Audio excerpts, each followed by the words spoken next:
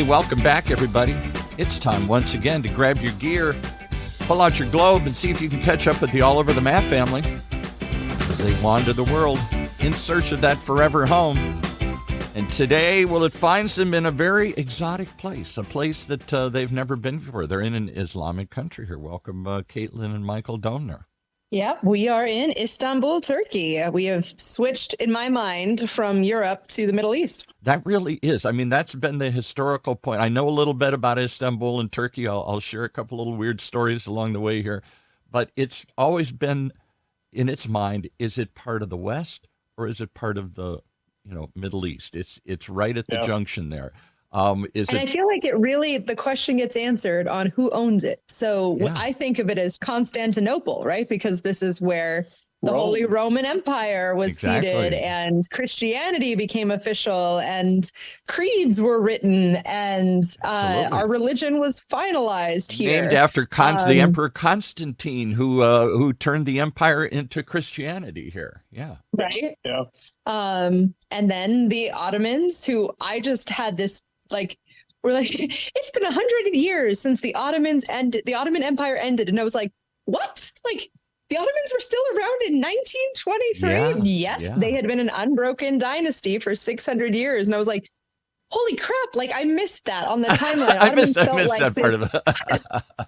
Yeah. Well, nobody really pays attention to 1400 till now, right? I mean, whatever. Yeah. And it was a massive empire, and it at one time controlled the whole Middle East from that Ottoman Empire. And part of the problem in the Middle East, I had a professor in college once that I took a class on this. He was very well thought of in Middle Eastern studies. And he said, part of the problem is everybody, like Constantinople, everybody thinks the Middle East is theirs. Hey, we controlled it for 400 years. It should be an Assyrian or Syrian possession because the Assyrians controlled it, 3,000 years before Christ or something. No, it's a Babylonian. It's a Persian possession because the Persian Empire covered all this. So at one time or another, various people have controlled these areas, and there's a constant feeling it's still ours. It should be ours. And so it exacerbates. And we're seeing that playing out right now in the Gaza Strip with the Palestinians and Israel. Like, who owns the land? Was it the people who owned it for the last 1,000 years, or the people who owned it for the 2,000 years before that, or the people who owned it the 3,000 years before that? Like, it's just, it's such an insane thing for American minds. We're like, well, we stole it from the people in front of us 200 years ago, and we're never giving it back. So out of luck. Yeah, exactly. And imagine if there'd been 3 or 4 empires that had controlled America over the last couple of centuries here, and each one of them still celebrates those days, still wants to make Turkey great again. It's still an active national political power, right? Yeah. Egypt, Iraq, Israel, like these are all active nation states that still think of themselves as being tied to a specific part of the land, right? And this is something that we've kind of talked about over time, is this, what is the relationship between our souls as individuals and our culture as a community and the land itself? And for this, our friend was telling us, there are 7 distinct archaeological layers where people groups have called this home. And each one of them can literally find physical evidence of their roots in this same piece of dirt. Right. It's weird. Right. So one example, I'm told, I've never been to Istanbul, but why I love this show is I've been an armchair traveler my whole life. I feel like I've been to some of these places. I've read about some of these places.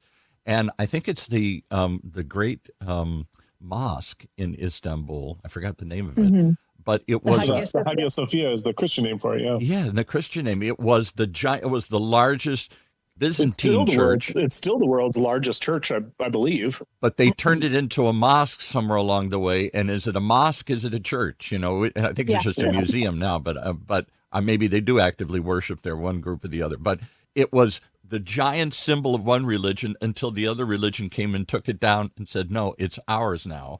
And they turned it over. Can you imagine taking St. Paul's Cathedral in Rome and turning it into a Buddhist temple or a Muslim mosque or something here? But that's what they did, sort of to stick it right to them. Hey, this is ours now, and we're going to take your big. We're not going to tear it down. We're going to repurpose it and make it ours. And it's that notion that I think has been problematic in that whole area for thousands of years. Yeah, we were just in a location, and I'm trying to remember where it was, but it was like every time the town got taken over, this was the first thing that they rebuilt, and it was like a oracle or a church, or I'm trying to remember where it was, but it was this one place where everybody agrees that this is a sacred spot. Right. And as soon as you bomb the hell out of the town and take over, the first thing you do is reestablish your religion on this sacred spot and claim it as your own, so that you get access to whatever divine power made this spot special. And that's first priority as a conqueror, is to claim and rebuild and make your own these sacred points in the universe. And we see that with Christianity too. Like, we build right on top of the temples that came before Christianity wherever we move. And so everybody does it. When they grab it, then it's mine. And this is a crude analogy, but it's almost like dogs pissing on something. Now it's mine. I'm going to go piss on whatever you really value, and now it's mine. See, I can do this, and I'm going to take it. I'm marking my turf. It's no longer got your smell on it. It's got my smell on it. It's a fascinating observation of, conquer 101. Like, if you're going to be a conqueror, here's how you do it. And Istanbul it wasn't just the crossroads between, it still is the crossroads between the Islamic world and the Christian world. It's where the two clash. It's where the two came together. It's where the two fought forever. But it was also when what I was always fascinated with, here's this giant, the Roman Empire splits into two parts. It's too big to manage anymore here. And there's the eastern part and the western part. There's the part from Rome, and then there's the part in Constantinople, and they split it in two. And then the Crusaders in whatever that was, 1100s, 1200s, 1300s, whatever it was, start coming across this area because suddenly they got the urge to go reclaim the Holy Land. This should be a Christian land, not a Muslim land. And so they send armies. And when they get to Constantinople, the people there are like, I don't think we really want your help. We don't really want you here. And they overthrew them, and they conquered the city. Their own Christian brothers said, well, get out of the way. And they conquered that. You're not Roman Catholics. You're Eastern Catholics. We don't like you much better. The Hagia Sophia was Eastern Orthodox from like 300 AD until 1200 AD. And then, the Crusaders came and they turned into a Catholic site, which stuck for a couple hundred years. And then went back to Eastern Orthodox for a few hundred years. And then it went to a mosque. It's crazy that even, when, I don't know, when we think of the grand scheme of things like, Christianity versus Islam, that kind of thing. But no, the East and the West of the Christians were just as destructive to each other as they were to the Islam, basically. Exactly, and I don't think much Americans. I'm with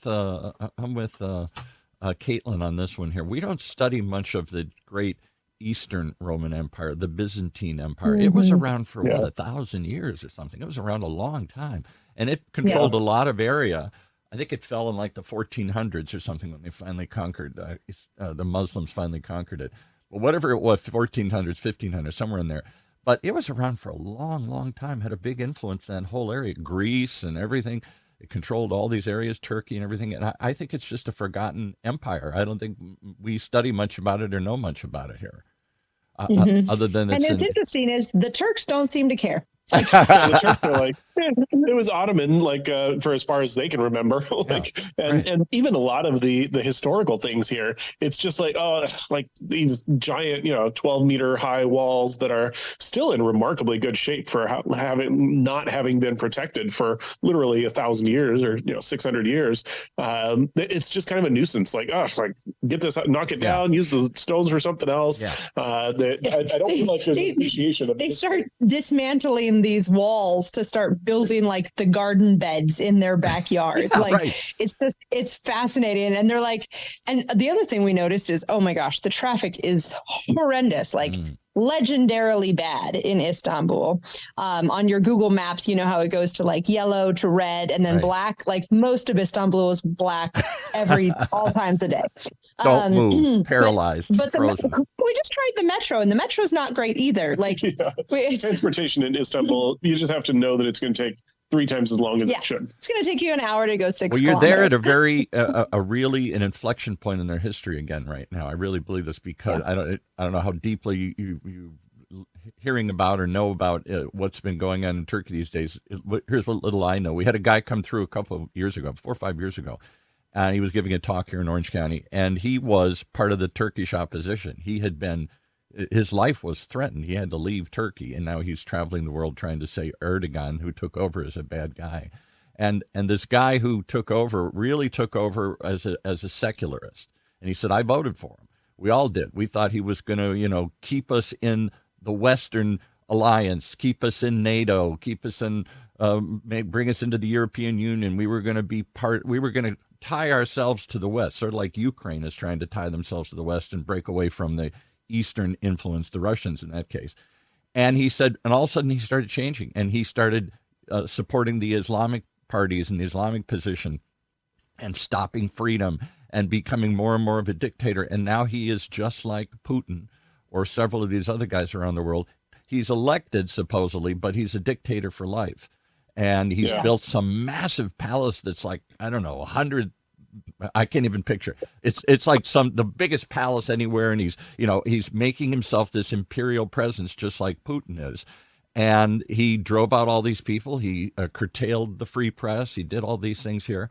And he started this crazy policy that's led to this run of inflation, this massive inflation that they're having over there. Have you seen that? I mean, they say the stuff goes up almost daily or monthly or whatever. Everything just shoots up.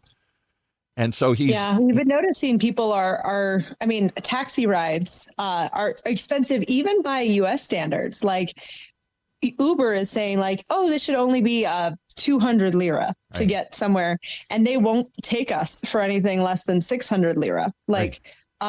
So they're just negotiating it for themselves. But even with American dollars, it's still expensive to buy stuff here in Turkey, which is just strange that as they're having inflation, like everything is expensive, not just the lira is getting devalued, but the cost of living objectively is just getting higher here in Turkey. So what's the feeling that you get on the ground there? Yeah, I remember when you were in Argentina and you were actually kind of depressed. You thought Argentina would be beautiful and tango and all this stuff here. We have these romantic images of Argentina, and it was kind of a sad place because they were going through the same thing, a lot of massive inflation and dislike with the government, and people were kind of, just kind of you felt like sort of they were just quietly suffering through this. Like, I wish this all would stop somehow here.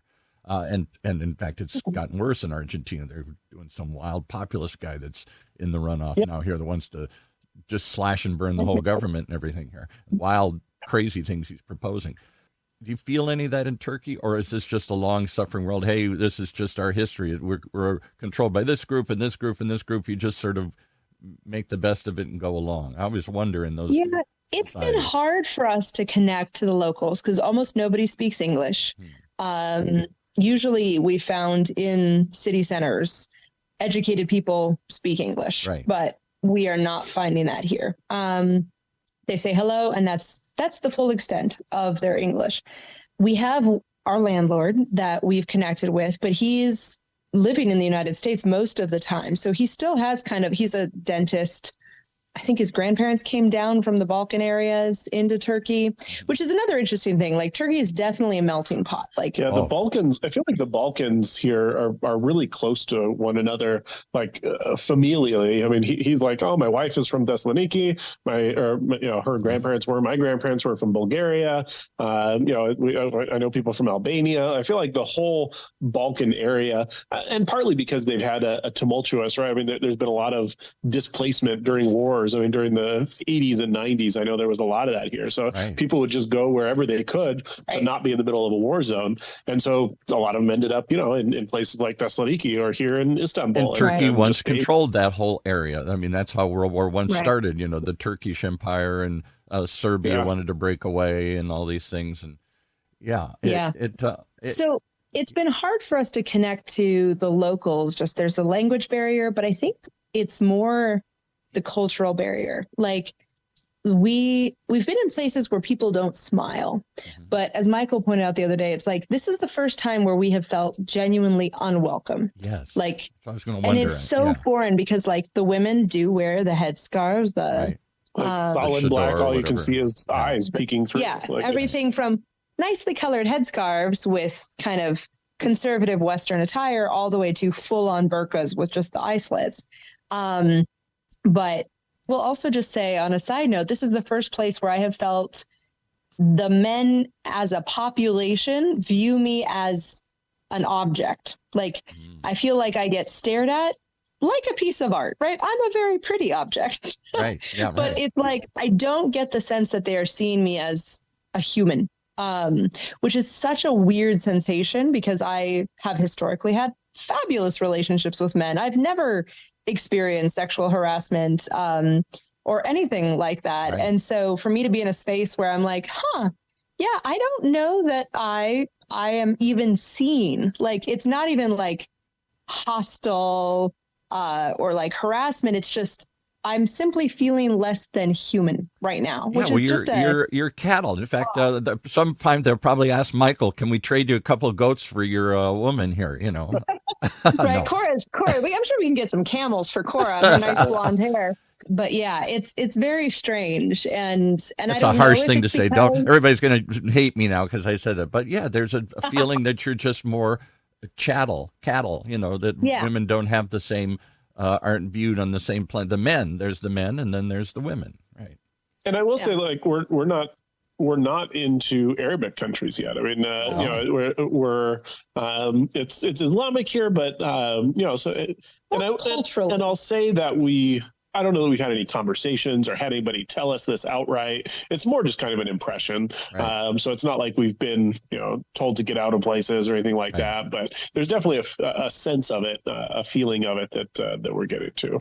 And I don't know if this is compounded by the Palestinian-Israeli war that's going on, because that's another consideration. Is if we had come 2 months ago, would there be the same tension in the air? That's or true. Right. Is there pressure to be Muslim, like wave the flag right now in context of the conflict that's going down not that much further south? Yeah, it's only about 600 miles away. Yeah. So it's just, it's I don't know quite what the answer is. Turkey hasn't decided for a long time. From World War I through World War II, it was the Young Turks, and they were the secularists, Ataturk, and all these guys that built the last of the Ottoman Empire, and they turned it into kind of a military dictatorship. And they were all against the Muslim Islamic image.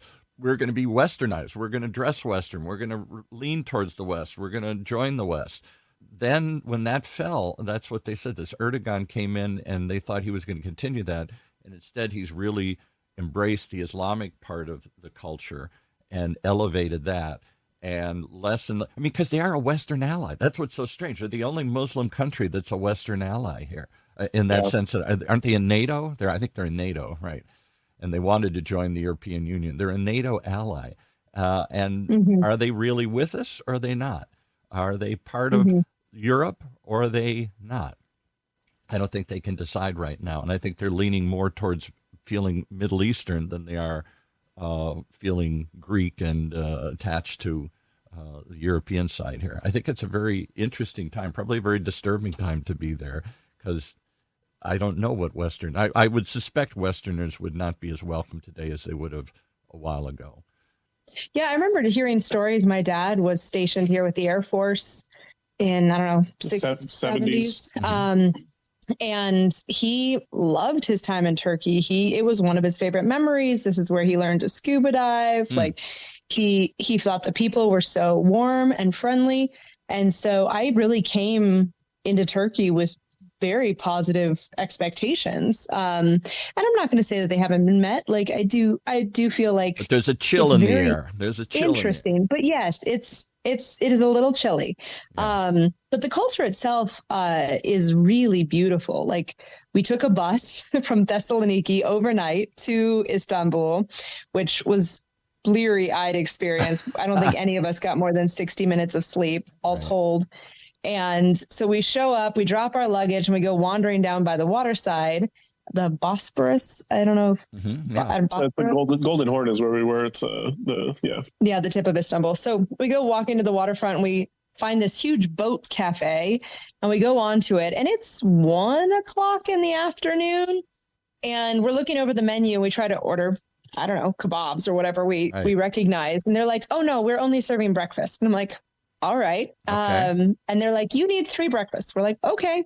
They brought us a feast that didn't even fit on our table. Like, evidently Turkish breakfasts are a thing, and they serve them until 3 in the afternoon. And it's like lots of little dishes. So the reason it didn't fit on the table, it was probably 10 to 12 small dishes per order of the breakfast. And so we had literally 30 to 40 of these little plates, all with different things on that. We didn't have any clue what half of them were. So it's piles of different kinds of breads and piles of different kinds of cheese and eggs and every dip imaginable, savory dips, sweet dips. And you just kind of dip the bread and nibble the cheese and olives, and it was magnificent. And we're seated on these luxurious velvet couches. And there you see people who are smoking hookahs everywhere. We haven't gotten around to trying that yet. This is some image out of Aladdin and the lamps or something here. Yeah, we went to the Spice Bazaar today, and I just it literally felt like we were in Alibaba's Wonder Cave. There's piles of saffron and cinnamon and cloves and roses, and they have teas, every kind of tea, and dried fruits that look like jewels, and then actual jewels.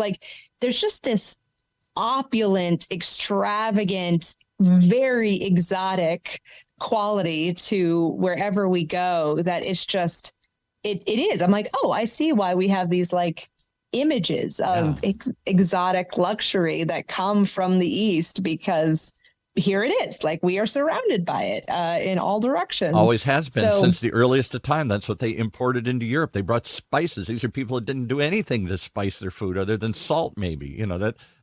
Still continues in my parents' Irish diet. That was salt. That was the only seasoning or spice we had, because that goes back to Ireland and all that. They didn't grow these exotic things that they brought in from the Far East. There's always that exotic and they don't silt. do alcohol.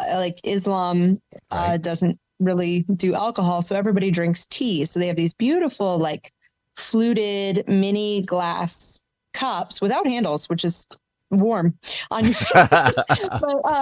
but yeah, they all drink tea. So the kids have started drinking tea with sugar cubes, and there's some really beautiful parts. Michael and I did a dinner cruise one night where they had belly dancers and the whirling dervishes all that, and knife throwing, and it's super fun and gorgeous. So it's this balance of really being amazed and having our eyes open and exploring really fun and beautiful new culture, and keeping that sense of chilliness on a personal, individual level. It's kind of... Is there a sense of danger in the air? I mean, I picture Midnight Express in that movie. The young guy, wasn't that Turkey, where he gets caught up in some drug deal, and then he gets thrown into Turkish prison, and it becomes a nightmare and all that stuff. Remind me not to watch that movie. Oh my goodness! Yeah, the lurking underneath this tourist scenario is a repressive state, is a foreign land, is a Muslim country here that you don't want to fall off the wrong side, because it's hard to get back. Yeah, there's definitely, I mean, I don't, there isn't there's not an open feeling of potential violence or anything like that. But I have found myself telling the kids hey, this is what you would do in an emergency, more than we have in other countries, I think. Yeah. Part of it is because I feel like we're so foreign, nobody's it feels like almost nobody speaks our language. There's nothing. I don't know. It just there is kind of a little bit of an impending sense of that. I don't know. I will say I get kind of insulated from danger and threat, because I walk around with Michael, and Michael is 6'2" and a big guy and knows how to handle himself, and I feel safe following him. Here, so I kind of gauge is the place safe or not? By Michael's alert system. And I will say Michael has been operating at a higher DEFCON level here in Turkey than we've been probably since Baltimore. Baltimore, yeah, exactly. Right. That was the only thing I was going to say. Baltimore is the scariest place you've been to so far here. Well, I don't think we should walk around here. Yeah. I don't know that I would walk around much on my own. Definitely not after dark. But there's no way. There's been places where Caitlyn and the kids will go for a walk or something, and it's totally okay, but not here. I wouldn't be okay with it. Yeah. Well, all right. So you're in this very ancient place, this crossroads of cultures here. Any chance this is your forever home? Doesn't sound like it. No, definitely not. No. I do. We are going to go down to Ankara. We are going to see Cappadocia. I think that there might be some really beautiful spots, but I don't see us living in an Islamic country. I feel like the religion just is not conducive to women or Westerners. So, which is different because when we were in the East, Hindu and Buddhism, really open, totally fine. You were ready to become a Buddhist almost, and they're worshiping the trees and their spirits in the air, and you're like, hey, this is kind of cool here, and very welcoming. We could have integrated quite nicely. I don't think there's any possible way, even if we converted to Islam, that we could fit in. And it's interesting because the person who owns where we're staying, and I went to his cafe and talked with him and his friend for a while, and there's little things like they started playing the call to prayer at sundown, and it is blaringly loud all over the city. You can't miss it. Yeah, right. But he had his guy there in the coffee in the cafe. He was like, go. And so he ran over and closed all the windows and the doors. And he was like, oh, I hate that. It's just there's a sense of it's not just blindly accepted by everybody. There's definitely, there's a part of the population. He's like, I'm not religious at all. And so, yeah, I mean, nobody hears the imam singing and falls on their face towards Mecca and starts praying. The entire city just continues going about their day, but there is still somebody singing rather cacophonous chants about 5, 6, 7. It feels like all the time, actually. Because don't they pray 3 times a day, 4 times a day? I forgot how many. It was supposed to be 5 times a day, but I swear it's more often. I would say it's probably 5 times a day. But it starts at 6:30 in the morning as well, which is a little bit. So sunrise to sunset, and then 3 times in the middle, and inevitably. Remind you once again, you're not in Kansas anymore. It's very true. Yeah. Inevitably, it happens right in the middle of a sales call or a webinar. And I'm like, hey, guys, I don't know if you can hear the imam in the background, but I stumble. Just give me some grace because it's going to go for the next 2 minutes. Yeah. Are you going to go down to where was Troy? Where was the legend? They think they actually have found? Troy is about a 6-hour drive south. So that's going to be our next stop. Is going to be kind of Kal, I think is the name of the city that's just north of it. So we're going to go there, probably spend a week there and check out Troy.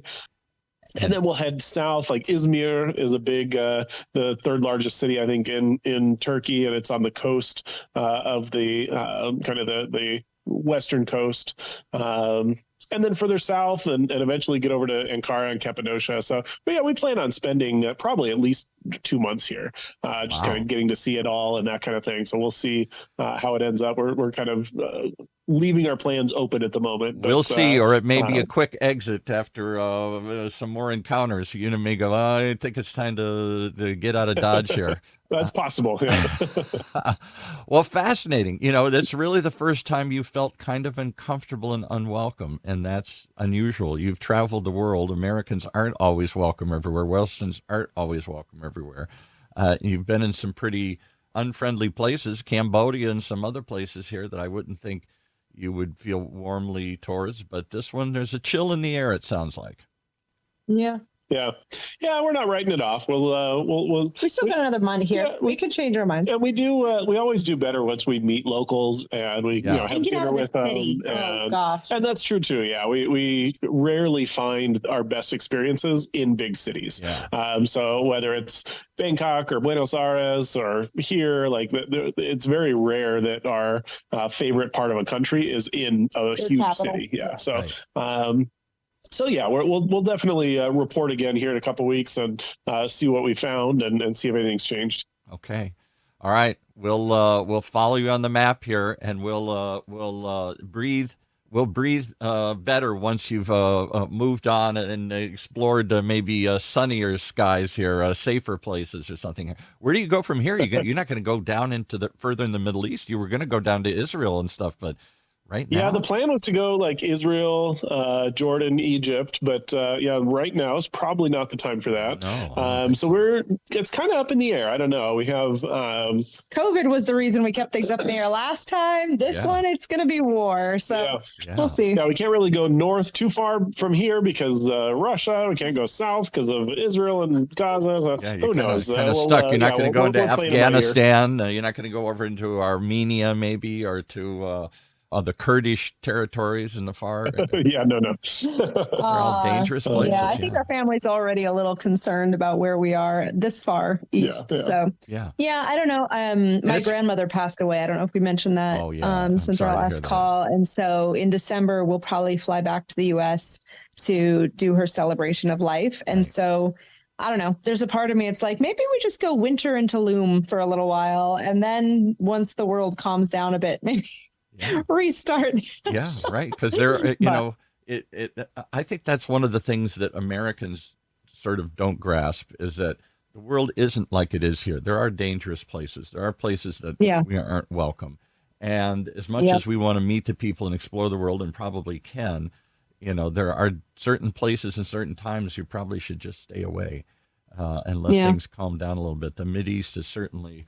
it could explode. If Israel really invades, which they seem ready to do, that's going to turn into a bloodbath. And what that does is erupt. Is it going to erupt further? Will they be fighting will the Hezbollah attack and the Iranians and the West Bank and all these things? Will all these come inflamed, and then everybody starts picking sides? Right. And Turkey had an incident a couple of years ago where they almost came to blows with Israel because they were bringing in boats into Gaza. That's what this guy told us when he was here a couple of years ago. Yeah. And the Israelis grabbed one of them. I think they killed some of the sailors and seized the boat. And they claimed because they found weapons. And the Turkey said, we weren't bringing weapons to the Gazans here. We're just trading with them. And you seized our boat and killed our people here. And they're like, no, baloney. We know what you're doing. And it was very tense there. So I don't know. Who knows? We'll play it by ear and we'll see what bring you along for the ride. Bring you along for the ride. Right. So just don't get on one of those. I don't want to see you hanging at the bottom of one of those helicopters taking off from Baghdad. We'll get out earlier than that. Don't worry. Yeah. All right. Well, we'll tie the kids on. It'll be fun. We'll tie the kids on and come on, that's the last helicopter out here. Here we go as we fly out of the American embassy here.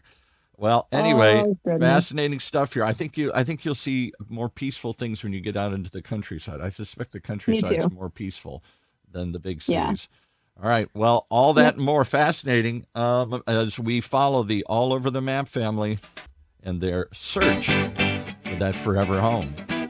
Right here in Orange County's only community radio station, OC Talk Radio. Streaming live from our studios here at the University of California, Irvine Field Applied Innovation Center.